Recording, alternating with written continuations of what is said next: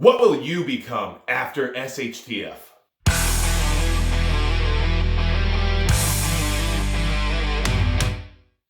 Hey everybody, it's Magic Prepper, and today we're going to talk about what you might become after SHTF occurs. Now, there's a lot of chat about this in our genre where we want to find out what kind of people we'll be after SHTF, after the collapse, you know? What will we turn into? What kind of human beings are we going to be able to be towards each other? Now, real quick, if you do like videos about survival, prepping, or anything SHTF related, hit that subscribe button below. It helps the channel grow, and I appreciate all the support, okay? So, here's what the whole thing started with. I am in the middle of a move, and this move has been kind of rough, okay? So we moved about an hour north of where we were before. The weather was in the negatives the whole week we were moving.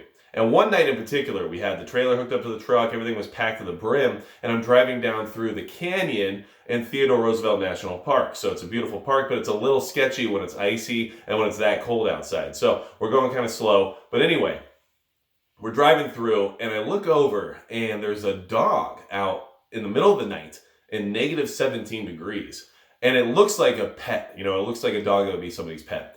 And it's sitting there on the side of the road, just ripping apart a deer carcass. Now, this deer, from my knowledge of driving through this canyon on a regular daily basis, has been there for probably about a month. So this deer is deceased and decayed, and this dog is just ripping it to shreds. I mean, it's tearing it apart. And as soon as our headlights hit the dog, it looks up at us and starts growling and baring its teeth. And then goes right back to ripping apart this overly dead deer.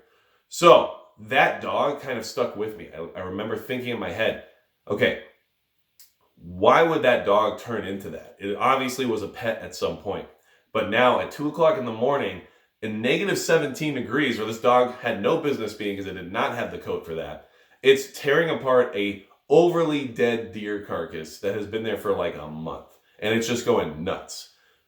It kind of made me think about what we are all going to be like after SHTF. How many of us are going to be that dog?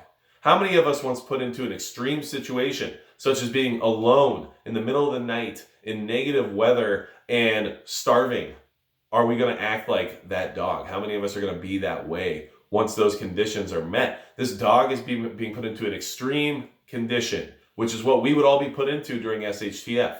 We would all feel all of the weight of the world suddenly on our shoulders. To be able to eat every day, to drink water, to find safety and shelter for when it's time to go to sleep. Everything suddenly becomes a huge, huge chore. And at some point, some of us are going to snap. Now, the whole point of prepping and being prepared is so that you don't get to that point. We don't want to suffer, and we don't want to become a situation where we're going to turn into a monster because we actually have some amenities left over. We have ways to take care of ourselves. We don't push ourselves to that boundary.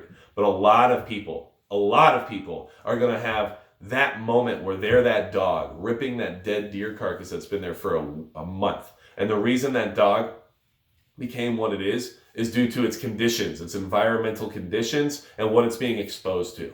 So it made me just think, what kind of person are you going to be? What kind of person am I going to be after the collapse? When things are really bad and there's nothing else to reach out toward when it comes to help or assistance, many of us are going to become that dog. And it's unfortunate because those are the people we have to worry about the most as preppers. Now, not necessarily marauders or roaming gangs, but people who are so desperate that it drives them literally crazy. Now, this dog might have had some kind of a disease or illness. It might have had rabies or something along those lines. I don't know. But what I do know is that this dog had no business being in negative 17 degrees and definitely had no business eating a month-old deer carcass. So it just made me think, man, this could be a real thing for a lot of people one day. And I really hope it isn't. But it was scary seeing this dog act that way and thinking about it in relation to SHTF and thinking about why this is something that a lot of people might turn into, because it really is a very good analogy for what happens when you put a living being into an extreme adverse condition over a prolonged period of time.